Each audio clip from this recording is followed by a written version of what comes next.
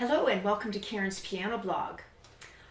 I'm wondering, the last time that you did triads with your students when they were doing their technique, or four-note chords with our older students, what did you have them say as they were playing? I find that sometimes students start to go through their technical elements without thinking all the time, which is when we have our problems with fingering. I also find that that means that they're not being conscious and that we have actually forfeited one moment where we can do a two for the price of one practice. So whenever we can do two things at the same time, this is great because students have less and less time to give to us. We need to instruct them in how to use their time wisely. So let's look at the simple triads that students do as young as their Prep A level, where they do is just root and first inversion. These are both the C major triad, and you and I know that. If the child actually says C major, when they do it, it becomes a very conscious understanding of the fact that regardless of which position this hand is in, it is still the C major chord. Once you get to grade 1 and 2, I encourage taking this a little bit further. C, C over E, C over G, C.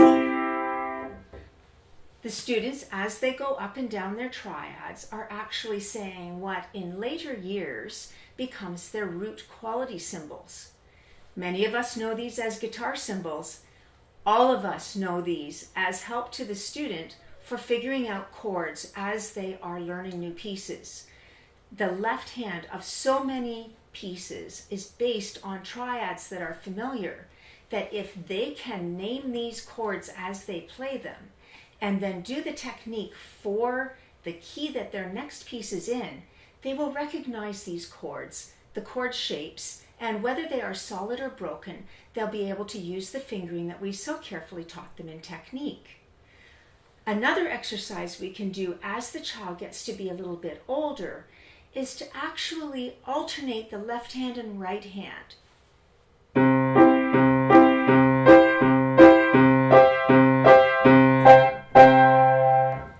In there, my right hand went through each of the inversions, and I happened to put it in a rather musical 4/4 time to make it a little bit more musical for their practicing habits.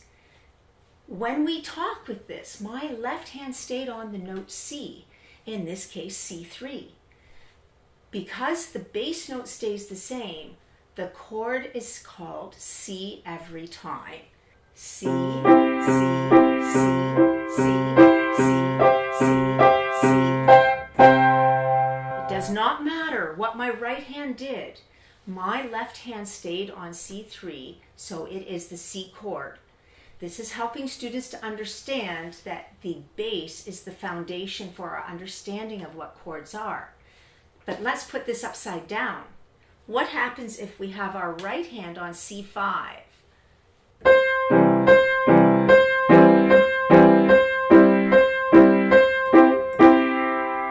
Well, now the lowest note of my left hand has been changing. So when the students are talking, they need to say what note the C chord is over. So we start with C, C, C over E, C over E, C over G, C over G, C, and C. Of course, we can transpose this to any key that the child is doing in their technique, as well as any key that they are doing for their pieces. This allows them to explore their chords as they are learning them in pieces. I encourage you to look at the piece itself and say, does this piece modulate to the dominant? Or maybe it goes to the relative. For if it goes to those keys, going through this particular pattern in those keys as well, before they practice and before they play the piece to you, can be such a benefit. And for those students that are tending to forget their black notes, it helps them to remember the shapes and where those black notes are. So D major will continue to sound like it's D major. the F sharps will be in place. Explore this. Expand technique to include elements of theory, and you'll also be helping their ear training for their saying the things out loud that they need to be able to identify by ear.